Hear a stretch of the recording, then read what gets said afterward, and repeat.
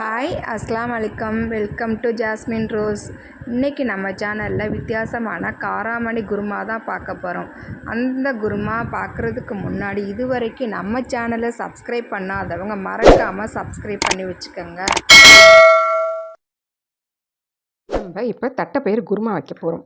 அந்த குருமா வைக்கிறதுக்கு ஃபஸ்ட்டு அடுப்பை ஆன் பண்ணி வச்சுக்கோங்க. ஒரு குக்கரில் நான் நைட்டே வறுத்து ஊற வச்சுட்டேன் இந்த தட்டைப்பயிரை. அதை குக்கரில் போட்டுக்குவோம். அதோடு கொஞ்சோண்டு கல் உப்பு சேர்த்துக்குவோம்.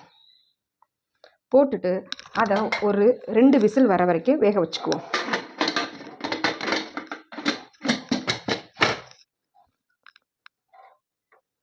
இந்த தட்டைப்பயிறு செய்கிறதுக்கு நம்ம எல்லாமே அரைச்சி தான் நம்ம செய்ய போகிறோம். வெங்காயம் தக்காளி எல்லாமே நம்ம அரைச்சி தான் போட போகிறோம். அதுக்கு 2 பெரிய சைஸ் வெங்காயம் எடுத்திருக்கேன். அதில் 1.5 வெங்காயத்தை மட்டும் இதில் நம்ம தனியாக அரைச்சி வச்சுக்க போகிறோம். பாக்கி அரை வெங்காயத்தை நம்ம தேங்காவோடு அரைக்க போகிறோம். ஏன்னு சொல்கிறேன். அதே மாதிரி 3 தக்காளி எடுத்திருக்கேன் மீடியம் சைஸில். அதில் இந்த குட்டி தக்காளியும் தேங்காவோட சேர்த்து அரைச்சிக்குவோம்.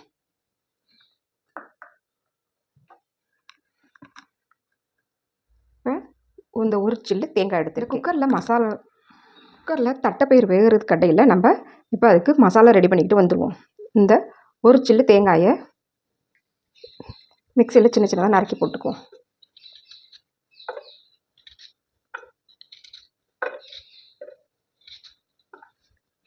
இப்போ தேங்காய் ரொம்ப சேர்க்கலை, கொஞ்சமாக சேர்க்குறோம். அரைபடாதுங்கிறதுனால தான் இந்த அரை வெங்காயத்தை அதோடு சேர்த்து அரைக்கிறதுக்கு நம்ம வச்சுருக்குறோம்.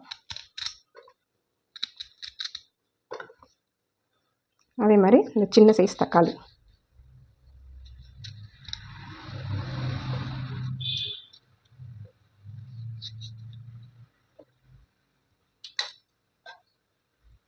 ஒரு 1/4 டீஸ்பூன் சோம்பு சேர்த்துக்கோங்க.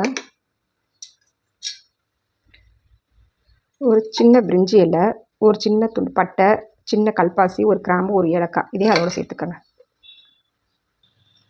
ஒரு ஸ்பூன் பொட்டுக்கடலை. இது எல்லாத்தையும் நல்லா மையாக அரைச்சிட்டு வந்துடுவோம்.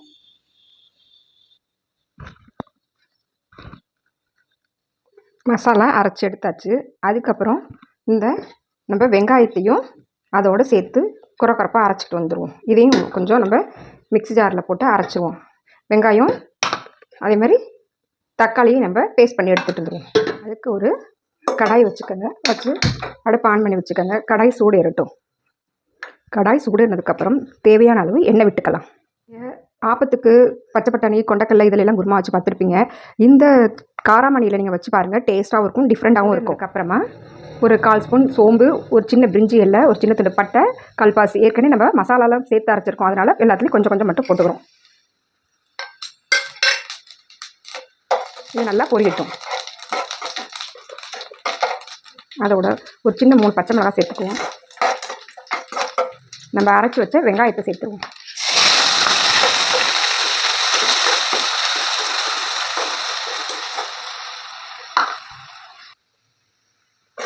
அதோட ஒரு கொத்து கருவேப்பிலை சேர்த்துக்கோங்க.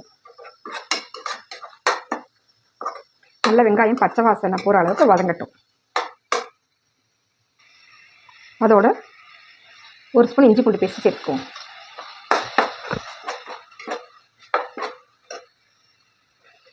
இந்த வெங்காயம் இஞ்சி பூண்டு பேஸ்ட்டெல்லாம் பிடிக்காமல் இருக்கிறதுக்கு கொஞ்சோண்டு கல் உப்பு சேர்த்துக்குவோம். ஆல்ரெடி நம்ம காராமணி வேக போடையில உப்பு போட்டு வேக வச்சுருக்கோம், அதனால் பார்த்து கொஞ்சமாக உப்பு போட்டுக்குவோம். அப்புறம் சேர்த்துக்கலாம். அதோட நம்ம அரைச்சி வச்ச தக்காளி விழுதையும் சேர்த்துடலாம்.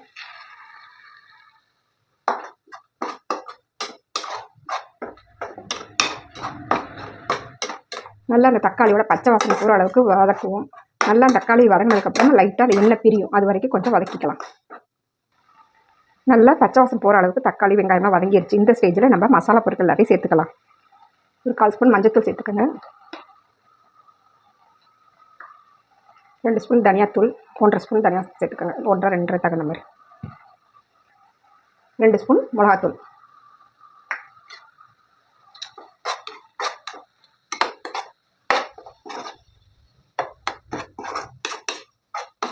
நல்லா மசாலாலாம் நல்லா வதங்கினதுக்கப்புறமா நம்ம அரைச்சி வச்ச பேஸ்ட்டை சேர்த்துக்குவோம்.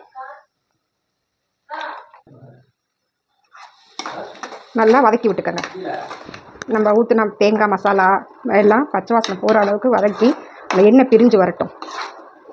இந்த ஸ்டேஜில் நம்ம வேக வச்ச காராமணி அதில் சேர்த்துக்குவோம். இந்த ஸ்டேஜில் உங்களுக்கு உப்பு காரமாக போதுமான்னு பார்த்துக்கோங்க.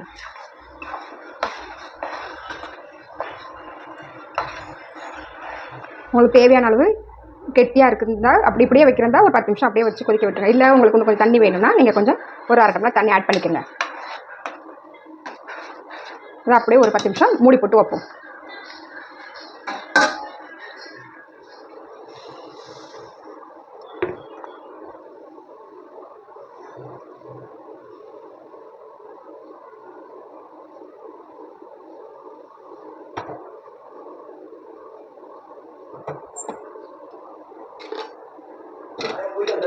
சுவையான ஆப்பம் தயார்.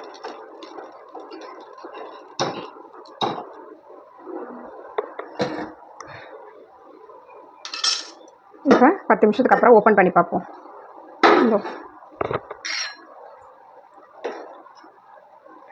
நல்லா திக்காக கரெக்டான ஸ்டேஜுக்கு வந்துருச்சு. இந்த ஸ்டேஜில் மேலே மல்லி இலை தூவி நம்ம இறக்கிற வேண்டியதான். இது இட்லி, தோசை, ஆப்பம், இடியாப்பம் எல்லாத்துக்குமே நல்லாயிருக்கும். இந்த சுவையான காராமணி குருமாவை செஞ்சு பார்த்துட்டு எப்படி இருந்துட்டு மறக்காமல் கமெண்ட் பண்ணுங்கள், ஷேர் பண்ணுங்கள், நம்ம சேனலை சப்ஸ்கிரைப் பண்ணுங்கள். தேங்க்யூ.